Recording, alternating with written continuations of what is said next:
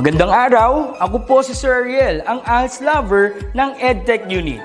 Narito po ako para sa isang napakagandang balita at upang magpaalala na ang kinabukasan ay mas gaganda at uunlad kung ang lahat ay patuloy na mag-aaral. Sa edukasyon sa ating bansa, tiyak na walang maiiwanan sa pag-abot ng mga pangarap. Kaya naman ang Department of Education ICT's Educational Technology Unit at Alternative Learning System Task Force ay nagtutulungan sa pagkakaroon ng ALS Tech Empowerment Program upang maihatid ang excellent quality education sa ating mga ALS learner and teachers. To easily deliver the lessons from the modules and other references, we will provide tablet PC as part of the DepEd computerization program to all ALS teachers and orientation on the use of these packages.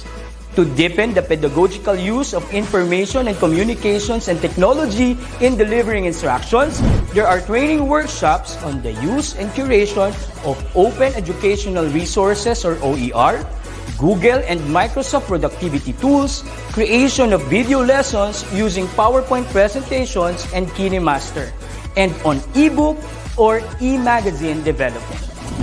To create an avenue for remedial lessons that is open to all learners, teachers, and parents, we will have the ETUlay free online tutorial and mobile ETUlay, where we will visit remote schools to feature the best practices of our ALS teachers and learners. Sa mga out-of-school youth and adult, laging tatandaan na may pag-asa upang makapagpatuloy sa pag-aaral. May ALS para sa inyo. Ang edukasyon ay para sa lahat. Para sa bata, para sa bayan, para sa guro. Sulong Edukalidad.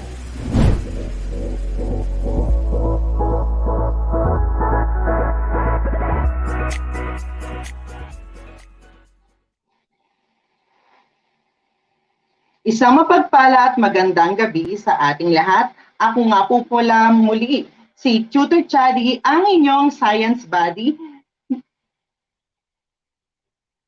Ang inyong science buddy na makakasama ninyo tuwing Martes ng gabi, alas 6 hanggang alas 7. Okay? So, kamusta kayong lahat, my dear ALS student, viewers, and learners? Okay? Itong mga nagdaang panahon at araw ay mukhang tayo ay inulan. So, ako po ay nananalangin na sana po ay wala pong may sakit sa inyong lahat.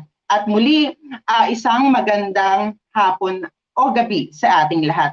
Bago ko po simulan ang aking session for today, nais ko po munang batiin ang lahat po ng pamunuan ng DepEd EdTech Unit kasama po ang DepEd ETUlay sa pangunguna po ng aming ALS Coordinator na si Sir Ariel de los Santos.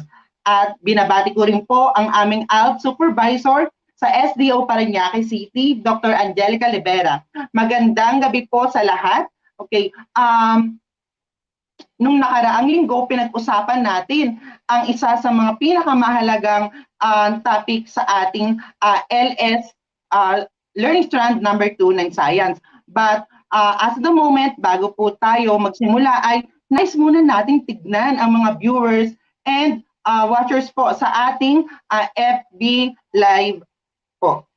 Alright, so magandang gabi sa iyo, Christine Resuello. Okay, magandang gabi din po kay Miss Marisa Floreta. She is watching from Palinta Elementary School. Also, we have Gianna Pay Bayabas. Magandang gabi po sa inyo lahat. Okay, so para simulan po ang ating palatuntunan at lesson sa araw na ito, nais ko po munang basahin ang aking hinandang PowerPoint.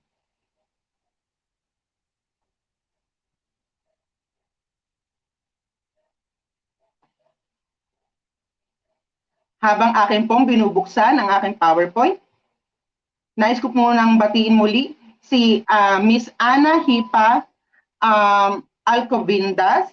Magandang gabi po at ganun din po si Princess Uy. Magandang gabi rin sa iyo, John Michael Espiña Zabala.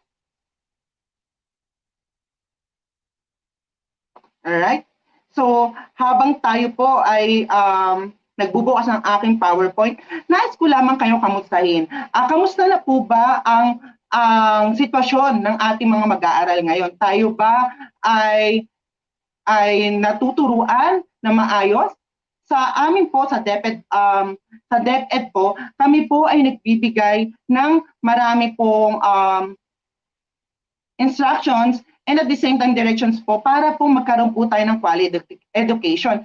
Nandiyan po ang mga samut-sari nating mga modules katulad ng mga self-learning modules na ginawa po ng mga matatalino at masisipag nating mga guro. Ganon din po, nandiyan po ang iba't ibang mga online platforms na maaari natin gamitin. At meron din pong hinandang mga online instructional materials po ang ating DepEd na kung saan maaari po nating makuha ng libre lamang. So kami po sa DepEd ay nangangakong mabibigyan namin kayo ng quality education kahit po tayo ay may pinagdadaanang pandemya sa kasalukuyan. At muli, para po sa ating lesson ay for this week, ang ituturo ko po sa inyo ay tungkol sa atmosphere. Okay? Para sa ating objective. Okay. By the end of the module, participants will be able to, number 1, describe the atmosphere. Ano nga ba ang atmosphere? At ano nga ba ang mga konseptong ating matututunan? Isa po yan sa ating pag-uusapan mamaya. Ganun din po ang number 2, differentiate weather from climate. Ano nga ba ang pinagkaibahan ng weather at saka ng climate? And lastly, we are going to explain the different types of climate. Pag-uusapan natin yung iba't ibang klima na ating nararanasan sa buong mundo. So, my dear ALS, learners, viewers, and students, are you ready? Alright, so again, bago po natin simulan ang ating klase, nais ko lamang pong batiin ang lahat po na nanonood sa ating iba't ibang DepEd platform, katulad po ng DepEd EdTech and DepEd Online FB page and also the YouTube channel po. Mangyari lamang po na i-share po itong ating live session para mas marami pa pong ALSians or mga ALS student ang matuto sa oras na ito. Alright? Thank you so much. Okay? So, handa na ba kayo? Okay, muli muna natin balikan ang ating mga pinag-aralan last meeting. Tayo ay magkakaroon ng konting review and activity. Alright, are you ready? Alright. Okay, for our instruction, let us check what you have learned last week. Choose the correct answer from the choices and write it down in our comment box. Okay, huwag po maihiyang sumagot sa ating comment box, ha?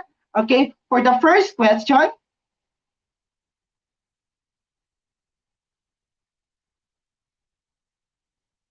this is the collection and transfer of information, pwedeng voice, sound, text, video, and etc. over a long distances. Is it letter A, television? Letter B, telecommunication? Letter C, telephone?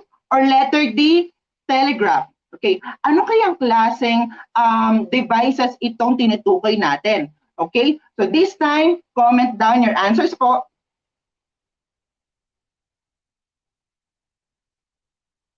Is it A, television? Or B, telecommunication? Letter C, telephone? Or letter D, telegraph? Ano kaya ito?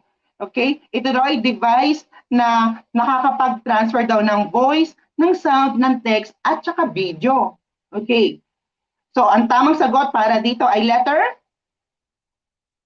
Very good. Letter A, television. Pag pinag-usapan po natin ang mga teknolohiya tungkol sa komunikasyon na nagpapasa po o nagtatransfer po ng mga boses, ng mga tunog, ng mga letra at mga video, ito po ay isang television. Nagkakaintindihan po ba? Okay, para po sa pangalawang tanong. The blank is a worldwide system of computer networks. Ano kaya ito? Letter A, internet. Letter B, fax machine. Or letter C, network. Alam ko, isa ito sa mga naging paboritong leksyon ng ating mga manonood last week. Ano kaya ang sagot dito? Let us check po. Okay, our answer is letter A, internet. Okay, para sa pangatlong katanungan. Okay, very good. April packing. Okay, two or more computers make up a blank. A, internet. Letter B, fax machine. Or letter C, network. Kapag dalawa daw o mas maraming computers, ano daw ang nabubuo natin? Ito ba internet, fax machine, or network? Alright, marami ako nakikitang sagot. Okay, our answer for that is letter. Very good, letter C. Ang tawag sa dalawa hanggang tatlo o mas marami pang computers na pinagsama-sama ay network. Okay, number 4. Alright. A blank can send and receive reproduction of documents. Letter A, internet. Letter B, fax machine. And letter C, network. Okay. Itong bagay na ito ay naisisend natin from one place to another at i-scan lang to. Pwedeng i-scan ang birth certificate, ang card, at kung ano pang dokumento. Ano kaya ito? Okay? Very good. Ang dami ko nakikitang sagot na tama. The answer for that is letter C. The fax machine or the facsimile machine. Very good. Nakakatuwa kayo, my dear viewers, learners, and students. Tunay nga marami kayong natutunan sa aking leksyon nung nakarang linggo. Ngunit, para sa linggong ito, pag-uusapan naman natin ang tungkol sa atmosphere. Ano nga ba ang matututunan natin sa atmosphere? Sabik na ba kayo matutunan ang mga topic na aking inihanda para sa atmosphere? Alright, thank you so much. So this time, we're going to next slide.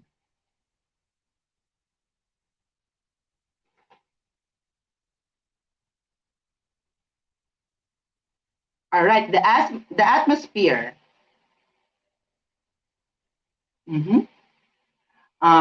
Hintayin lang po natin ang ating PowerPoint slide. At habang naghihintay po tayo, nais ko lamang pong batiin sina Ana Hipa Alcovindas, si Gerson Orpilla, magandang gabi sa inyong lahat. Si Adrian Ray Rivera, magandang gabi po sa inyong lahat. Binabati ko rin po ang SDO Manila. Maraming salamat po at magandang gabi po. Alright, so this time, pag-uusapan natin yung atmosphere. Sa gabing ito, matututunan nyo at malalaman ninyo kung ano nga ba ang ibig sabihin ng atmosphere, kung ano nga din ba ang pinagkaiba ng climate and weather, at yung iba't ibang klima na nararanasan natin sa buong mundo. Okay? For the familiarization ng ating lesson for today, we're going to have first the atmosphere, followed by the weather and climate. Ano nga ba ang atmosphere? Alright. The atmosphere is a nearly transparent envelope of gases that clings tightly to the Earth by the attraction of gravity. Pag pinag-usapan natin ang atmosphere, ito yung layer ng mga gases or ng mga hangin na pumapalibot sa ating mundo. So, ayun ang tawag natin sa mga hangin na pumapalibot doon ay atmosphere. Pag sinabi naman nating weather, ano naman kaya ang weather? Okay, pag sinabi naman nating weather, weather is the condition of the atmosphere at any given time over any place on the Earth's surface. Pag sinabi nating weather, ito ay tumutukoy sa maikli o panandalian lamang na kondisyon ng ating atmosphere na ating nararanasan sa pang-araw-araw. Ngunit, pag sinabi naman nating klima or climate,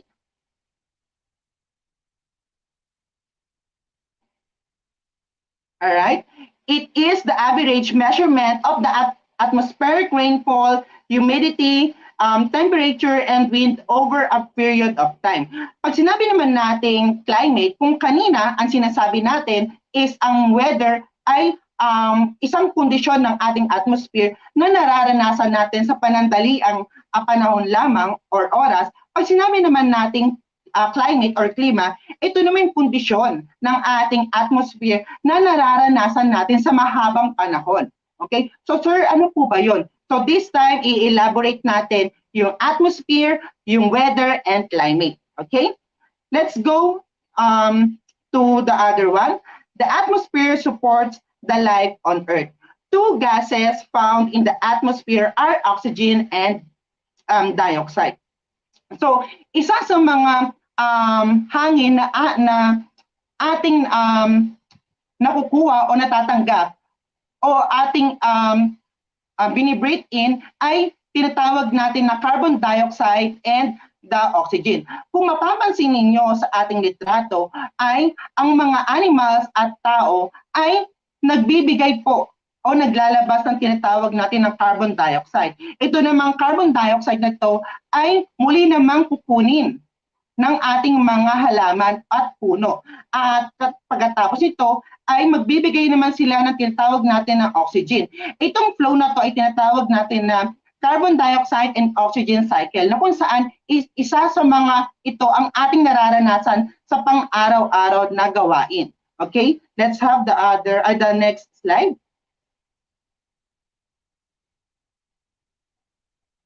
The atmosphere covering the Earth protects us from the space particles striking the Earth. Outer space is filled with trillions of very small rocks and dust particles. The Earth's gravitational field attracts millions of these particles, and the Earth is constantly being hit by these particles. So, because of the gravity na ating nararanasan sa Earth, ay nakaka-attract tayo ng iba't ibang rocks or bato sa labas ng ating mundo. At dahil dito ay dahil sa ating atmosphere ay tayo ay napoprotektahan. Sir, ano nga po ba itong mga batong ito? Okay? Ito yung tinatawag natin na mga meteoroids, meteors, and meteorites. Alright? Pag sinabi nating meteoroids, ito yung mga maliliit na bato or tinatawag natin na a small rocky iron flying in the space or outside of the atmosphere. Kapag itong mga batong to ay nasa ating labas pa ng ating outer space, ang tawag dito ay meteoroids. Ngunit kapag itong mga batong ito ay papasok na sa ating atmosphere, ang tawag na po dito ay meteors. The light emitted from a meteoroid as it entered the atmosphere. Ngunit, dahil sa kadahilanan na tayo ay naproprotektahan ng ating atmosphere, ay maraming cases na hindi nakakapasok tong mga meteors na ito. Ngunit, kung sakasakali na dumating sa punto na itong mga meteors ay pumasok sa ating mundo, ang tawag na po dito ay meteorites. A fragment of a meteoroid that survives passage through the atmosphere and hits by the ground. Okay? So this time, pag-usapan naman natin yung layers of the Earth. Sabik na ba kayong malaman kung ano ba ang mga layers of the Earth? Okay, bago ko po pagpatuloy ang aking pagtuturo, nais ko lamang po batiin si Erica B. Titi, Al San Isidro Elementary School from Ma'am Conove Camba Shuko. And also we have Christian Yumol Torno from ONHS ICT 11. Okay, magandang gabi po sa inyong lahat. Sa ating pagpapatuloy, pag-uusapan naman natin yung iba't ibang layers ng ating atmosphere. Ilan nga ba ang layers ng atmosphere na meron tayo sa mundo? Okay? Papangunahan to ng unang layer na kung saan pag-uusapan natin ang troposphere, sumunod ang stratosphere, mesosphere, at thermosphere. So scientists who study the atmosphere are called the meteorologists. Itong mga meteorologists na ito ay nakabuo ng 4 na konsepto patungkol sa ating layers of the Earth. Ito daw ay pinangungunahan ng troposphere, sinundan ng pangalawang layer na stratosphere, pangatlo ang mesos, at panghuli daw ang thermosphere. ano-ano nga ba ang mga konseptong ating matututunan pagdating sa troposphere? Okay.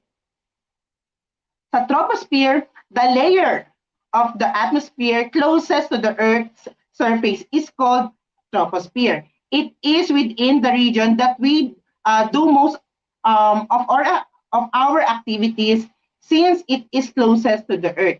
So, pag sinabi nating troposphere, ito yung unang layer ng ating atmosphere na kung saan may approximate na 15 kilometers mula sa ilalim ng ating dagat papunta sa ating sky. Okay? Pag sinabi naman troposphere, automatically dito natin nararanasan yung iba't ibang conditions ng ating weather.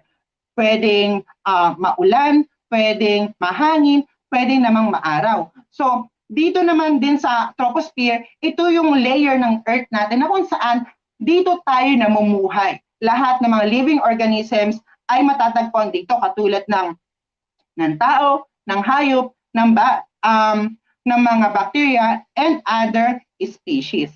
So, pagdating naman sa stratosphere, this is the second layer of the atmosphere. This layer stretches out a height of about 50 kilometers from the tropopause. Ating layer just above the troposphere. Pag sinabi nating stratosphere, katulad na nabanggit kanina, ito ay pangalawang layer ng ating atmosphere.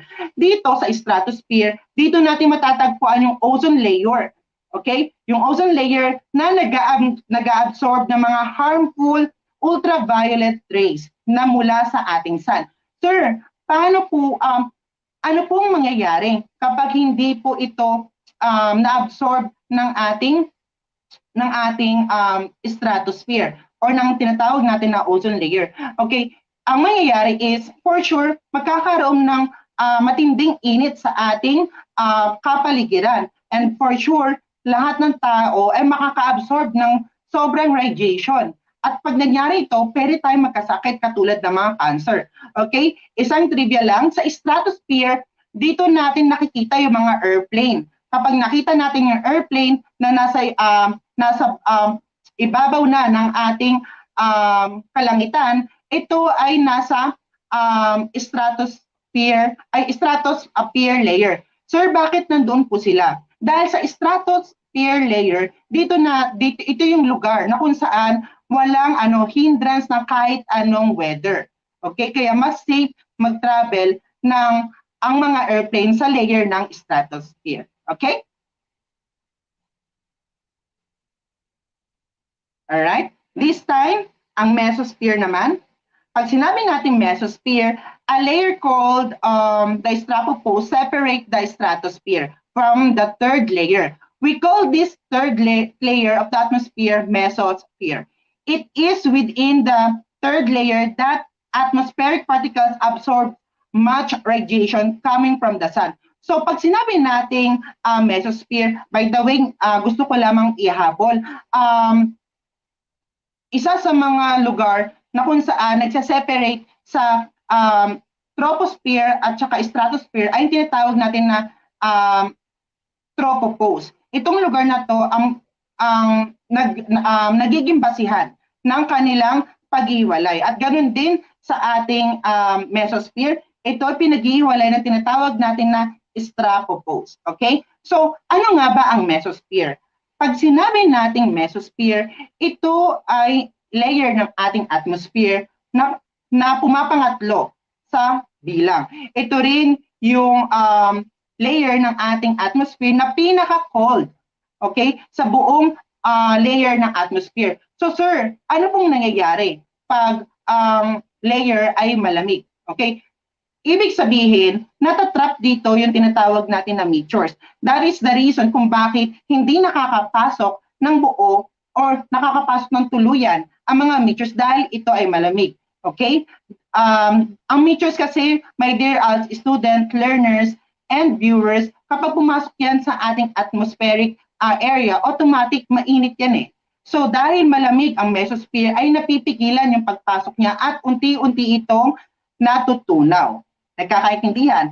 At ang mesosphere, dahil ito ay malamig, automatically ay isa ito sa malaking factor kung bakit nagkakaroon ng malaking ingay pag nakakarinig tayo ng pagta-travel ng mga jet plane.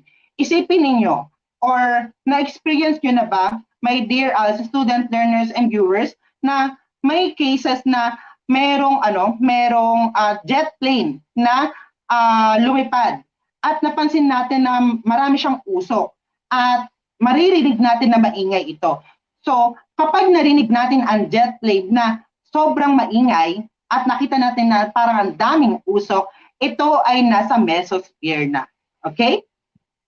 That is one of the trivia for mesosphere. And this time, let's have the thermosphere. This is how we call the fourth layer. This layer is the farthest from the Earth from a latitude of 80 kilometers, and it stretches from more than 300 kilometers above the sea. So pag sinabi nating thermosphere, kabaliktaran ito ni mesosphere. Ito ay isa sa pinakamainit na layer ng ating atmosphere. Sir, bakit po mainit? Dahil itong layer na to ay isa sa mga layer na kung saan nakakatanggap ng direct radiation or ultraviolet rays ng ating araw or the sun. So, sa layer na ito ay talagang mainit. Okay? Kung di ako nagkakamali, ang natatanggap ng thermosphere is approximately 5,000 degrees Fahrenheit. Okay, so ganun katindi ang kainitan na nararanasan kapag tayo o sino man ang makapunta sa thermosphere. Alright? Any questions? My dear learners, viewers, and students, kung may mga katanungan kayo, pwede natin yan sagutin later. Okay, itong picture naman na ito from the next slide ay pagpapakita ng structure ng ating layers of the Earth sa ating mundo.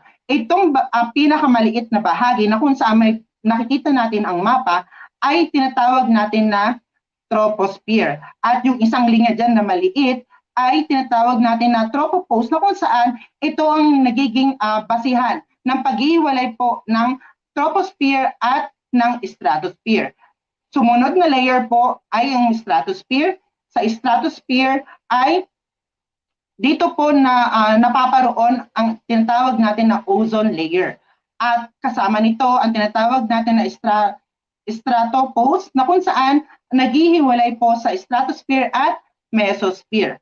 And again, pag sinabi po nating mesosphere, pangatlo sa mga layers ng atmosphere po, na kung saan tinatawag na coldest layer of the atmosphere.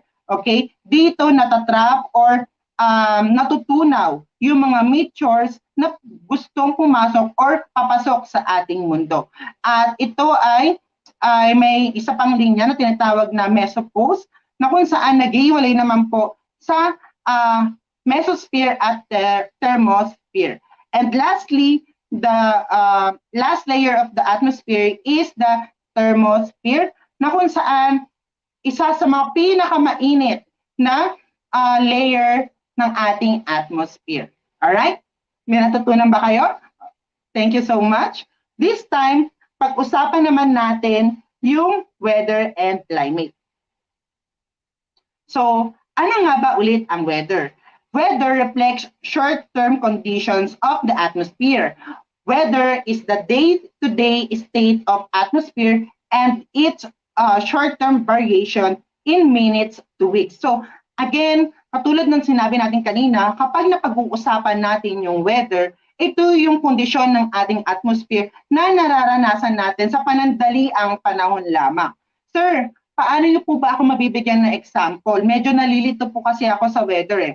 Ganito ang pinakamagandang halimbawa ng weather. Kayo bilang mag-aaral ay pumasok sa paaralan ng umaga. Bago kayo pumasok, napansin niyo na tirik ang araw at walang bakas ng pag-ulan. Ngunit sa inyong pagpunta sa paaralan, nag-aral na kayo at dumating na sa point na kayo ay uuwi na. Napansin niyo na naging makulimlim at tila ba uulan. Ayun ang isa sa tinatawag natin na conditions ng ating atmosphere, na kung saan ay mas kilala sa tawag na weather. Nagkakaintindihan ba? Ito ay mga kondisyon ng ating atmosphere na nararanasan natin sa panandaliang panahon lamang. Ito ay pwedeng mapredict sa pamamagitan ng tinatawag natin na thermometer. Sir, ano po ba yung mga factor na nakakapagbigay sa atin ng iba't ibang kondisyon ng weather? Ang mga factor na pwede nating mabanggit kung bakit tayo nakakaranas ng iba't ibang weather conditions sa araw-araw ay syempre the temperature. Pangalawa, yung pressure ng ating air, and at the same time, yung movement ng ating air. Itong tatlong to ang isa sa mga pinaka-reasons kung bakit nagkakaroon tayo ng iba't ibang conditions ng atmosphere sa pang-araw-araw. At minsan ito ay kayang i-predict sa pamamagitan ng mga iba't ibang teknolohiya na kayang magbigay ng mga weather updates sa pang-araw-araw. Okay? For the next slide po. Alright. Ito rin ay isang halimbawa ng pagpapakita ng tinatawag natin na weather conditions. Okay? May 4 tayong weather conditions. The first one is the rainy, maulan, windy, mahangin, cloudy, maulap, and syempre, sunny, maaraw. So, sa weather forecasting, kaya niyang ibigay ang weather conditions ng isang linggong panahon. For example, sa Monday, pwedeng magiging maaraw. Okay, sa Tuesday, maaraw pa rin. Sa Wednesday, maulap. Sa Thursday, maulan. Sa Friday, maulap ulit. At syempre, sa Sabado at saka sa Linggo, ay maaraw. Itong example na binigay dito ay isang prediction na kayang ibigay ng ating mga weather forecaster sa ating mamamayan. Katulad ninyo bilang mag-aaral, students and ALS learners. Okay? So, again, uulitin ko, pag sinabi nating weather, ito ay kondisyon sa ating atmosphere na ating nararanasan sa panandaliang panahon lamang. Eh sir, ano naman po ang climate? Alright? So habang hinihintay po natin ang climate, nais ko lamang pong batiin sina Regina Swansing Maguliman, Pabon, watching from San Enrique National High School. Magandang gabi sa iyo. Christian Yumul Torno. Okay? Mabagal po ang internet namin, sir. Sorry. Okay lang, Christian. Ang pinaka-importante is natusubaybayan mo ang mga sessions namin dito sa DepEd ETUlay. Magandang gabi po from Josephine Ortega, watching from Malindog Elementary School. Hello po, magandang gabi po sa inyo lahat dyan. And also, we have Togon MJ. Happy watching daw po. Okay, this time, we are now going to turn our slide in climate. Hello, Jin Samanya. Present daw siya. Happy watching. Alright. So, ano naman po ang climate? Pag sinabi natin climate, it is the average atmospheric conditions, okay, over longer periods of time. It is the long-term pattern that occurs in weather. So this time, kung kanina sinabi natin na ang weather is panandaliang kondisyon lamang ng ating panahon or ng ating kondisyon ng ating atmosphere, this time kay climate ay pangmahabaan or longer period of time. For example, ang Pilipinas ay nakakaranas ng 2 season. Isang season na tag-ulan at isang season na tag-init. Kung mapapansin natin, ito ay nakahati sa isang set ng mga buwan. For example, again, sa season na tag-init, ito ay nag-uumpisa sa Marso hanggang Mayo. At mapapansin natin na pagdating ng Hunyo ay may bahagya-bahagya ng pag-ulan na nararanasan na kung saan ito ay nagpapatuloy hanggang September. So, ibig sabihin, itong condition ng ating atmosphere ay hindi lamang panandalian, kundi ito ay pangmahabang kondisyon sa isang lugar. Nagkakaintindihan ba? Clear na ba sa atin ang weather at saka climate? Again, si weather ay panandalian lamang at si climate ay isang kondisyon na kung saan nararanasan ng mga tao sa pangmahabang lugar. Okay? Alright. So, this time, pag-usapan naman natin yung iba't ibang klima ng bansa. Ngunit, ay ng ating mundo. Ngunit nais ko lamang ay bahagi sa inyo itong map na ito. Sa map na ito ay mapapansin natin na may horizontal o malinyang pahiga. Okay? Itong mga linyang pahiga na to ay nahati sa tatlo. Meron tayong tinatawag na North Pole, Equator, at South Pole. The horizontal lines are called the parallel of latitude. The latitude of a place is the north to south location of that place on Earth. The horizontal line across the center is the equator. The farther a country is from the equator, the colder the climate of the country.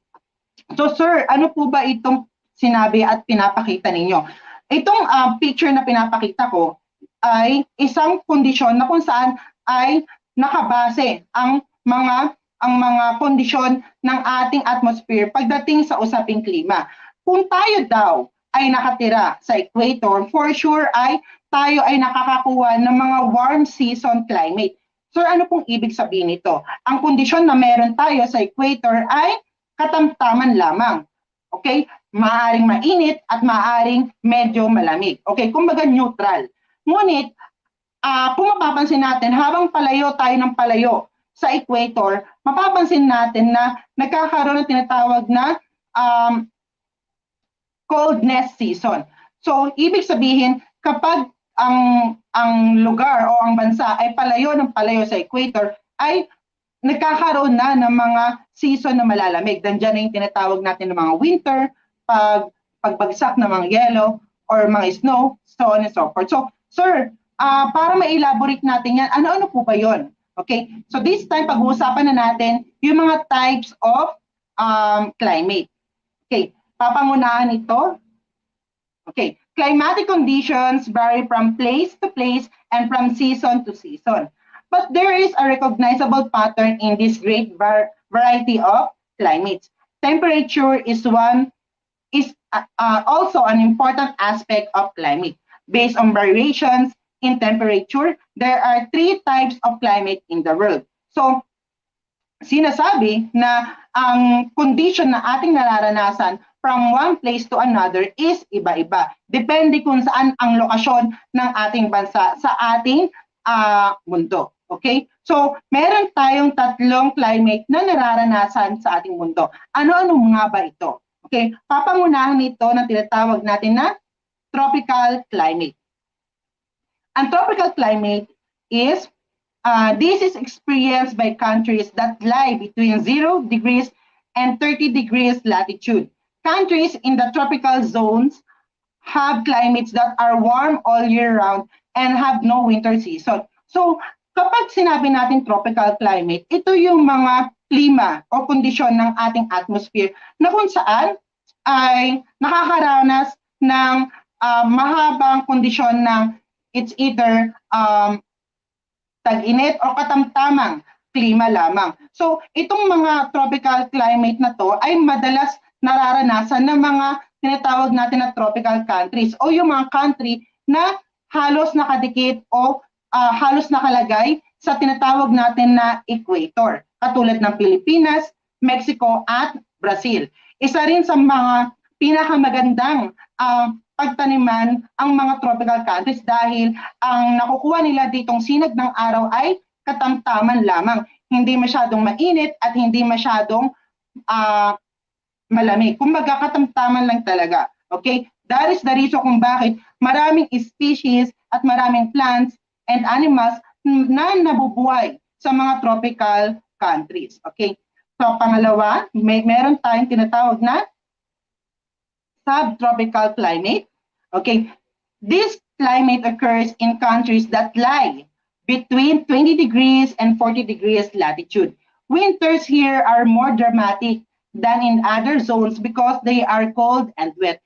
So pag sinabi naman natin na subtropical climate, ito naman yung mga lugar na, ito naman yung mga klima na matatagpuan sa mga lugar outside the equator. Okay, kung mapapansin nyo sa ating picture, may malaking guhit dyan na kulay puti. Isa yan sa mga picture na kung saan pinapakita na ang lugar na yan ay nakakaranas ng subtropical climate. So ano pong season ang meron dyan? Sa mga countries na nakalagay at naninirahan sa mga lugar na yan, sila ay nakakaranas ng minsan ay 3 season or 4 na season ng climate.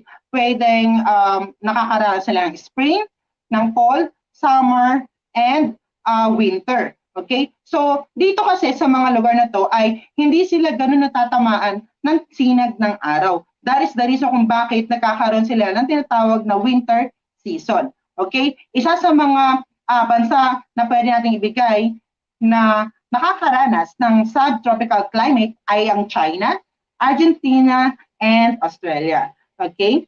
And last but not the least, we have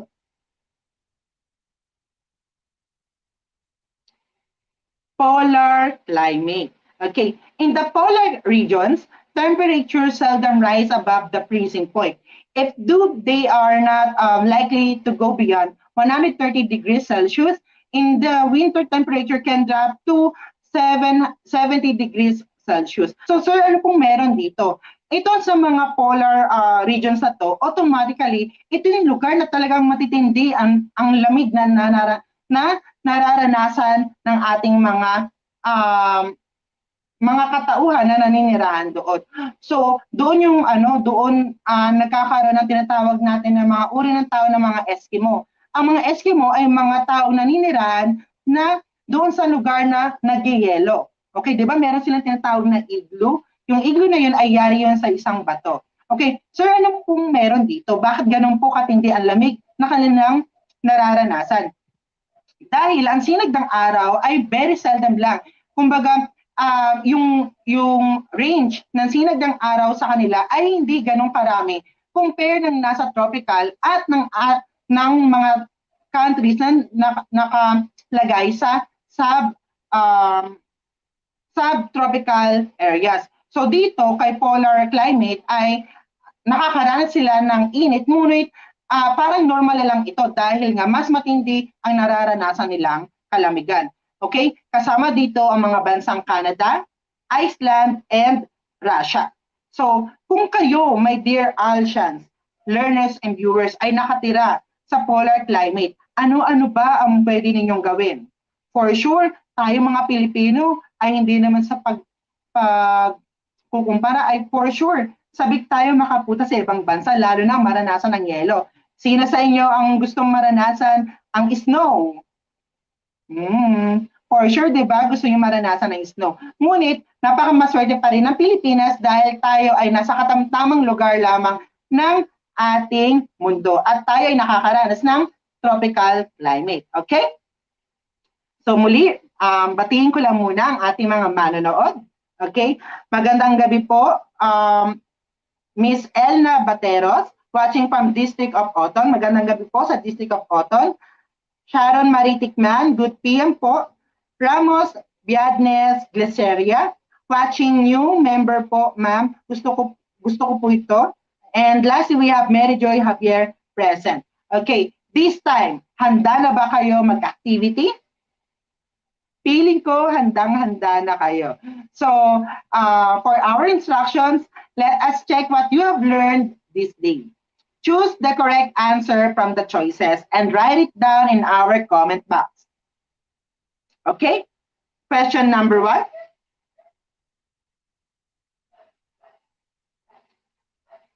This refers to the nearly transparent gases.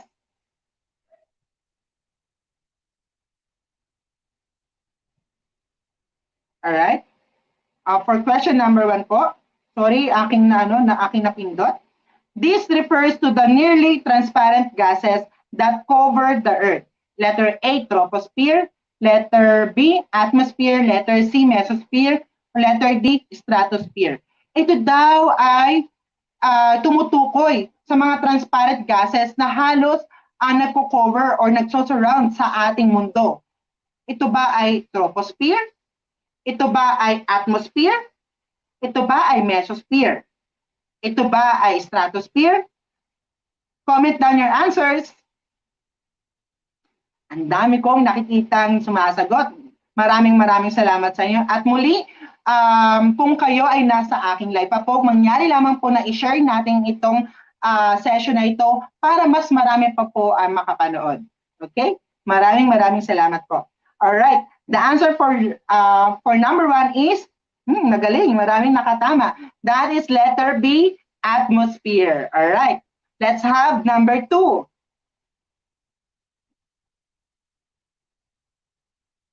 Alright, this layer of the atmosphere that is closest to the Earth is A, thermosphere, letter B, troposphere, letter C, stratosphere, or letter D, mesosphere. Ito daw yung layer ng ating atmosphere na pinaka-close sa ground ng ating Earth or halos nasa lupa na. Okay, ano daw itong atmosphere na ito? By the way, good evening po, tutor and my mentor, Sir Efren Leisan. Magandang gabi po. Alright? Muli, ano daw yung layer na yon na matatagpuan sa surface ng ating Earth at nararanasan natin o membro tayo ng layer na yon. Ano daw yung letter A, thermosphere, letter B, troposphere, letter C, stratosphere, or letter D, mesosphere. Alright? Thank you so much, Romelyn Cadenas. You're right. The answer is letter B, troposphere. Very good. Let's have number 3. Climate in the areas far from the equator is generally letter A, cold, B, hot, letter C, dry, or letter D, none of the above.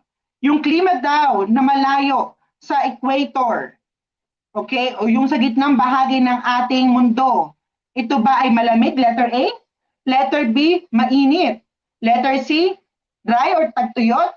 Or letter D, wala sa nabanggit? Comment down your answers.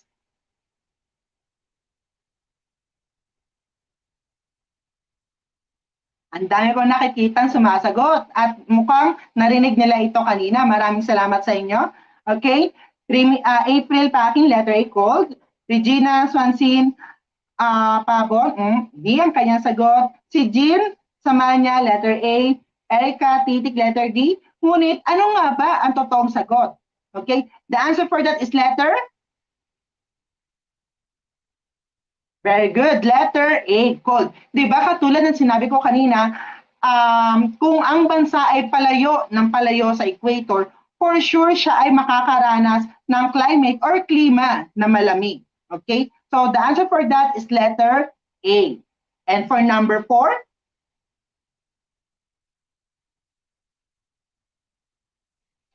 the Philippines has a blank climate. O, pinaulit-ulit ko to. Letter A, tropical. Letter B, polar. Letter C, subtropical. Or letter D, cyclonic. Ano nga ba ang nararanasan na klima ng ating Pilipinas? Tayo ba, since tayo ay nasa equator, anong klima nararanasan natin? Alright, magaling. Ang dami ko nababasang tamang answer. So, the answer for that is letter Alright, very good. Letter A, tropical country. Okay, so magaling.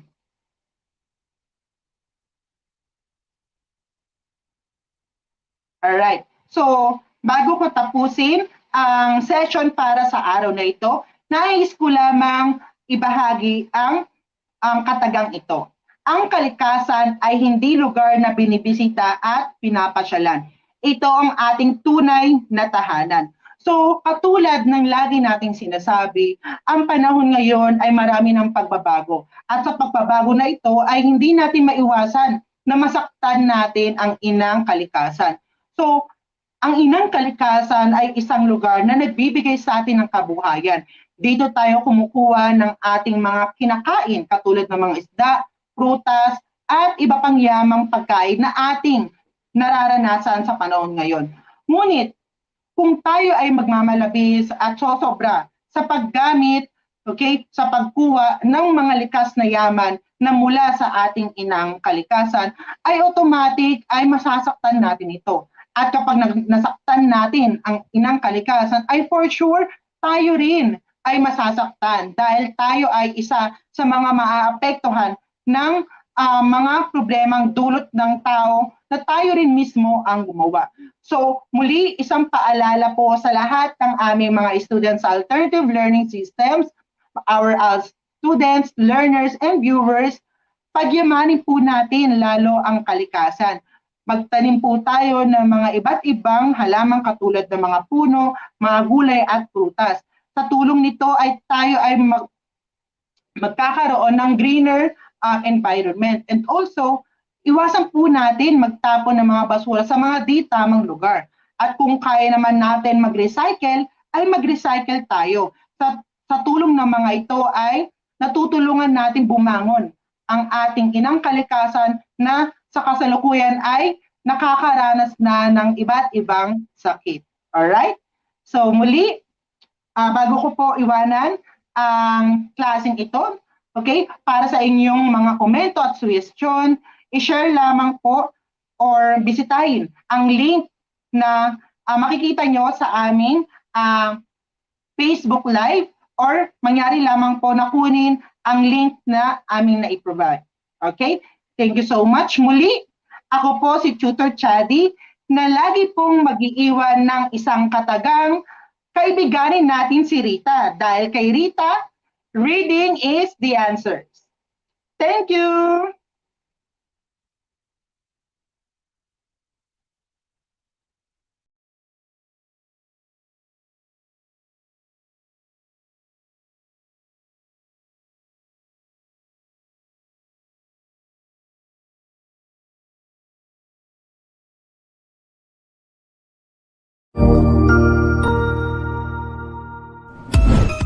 Ang bilis ng oras, no? Natapos na naman ang ating ETUlay online tutorial sa araw na ito. Ikaw ba ay may mga bagong natutuhan? Kung opo, abangan bukas ang ating mga kaabang-abang na ETUlay program. Gamitin ang hashtag ETUlay Level Up. Kita-kits bukas!